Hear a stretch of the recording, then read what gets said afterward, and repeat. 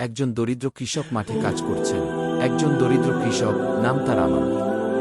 সারাদিন কঠোর পরিশ্রম করে, কিন্তু অভাব তার পিছু ছাড়ে না। কৃষক নামাজ পড়ছেন, চোখে অশ্রু। একদিন রাতে তিনি আল্লাহর কাছে হাত তুলে দোয়া করলেন, হে আল্লাহ, আমার অভাব দূর করুন, আমি তোমার উপর ভরসা করি। পরদিন পথে যেতে যেতে তিনি একটি খেজুর গাছের নিচে বসে বিশ্রাম নিচ্ছেন। হঠাৎ একটি খেজুর তার সামনে পড়ল। তিনি সেটি তুলে খেয়ে বললেন, আল্লাহর দেয়া রিজিক। তিনি গাছের চারপাশ পরিষ্কার করে কিছু পানি দেন গাছের গোড়ায়। কৃতজ্ঞতার প্রকাশ হিসেবে গাছের যত্ন নিলেন। এটাই ছিল তার ছোট একটি সৎ কাজ।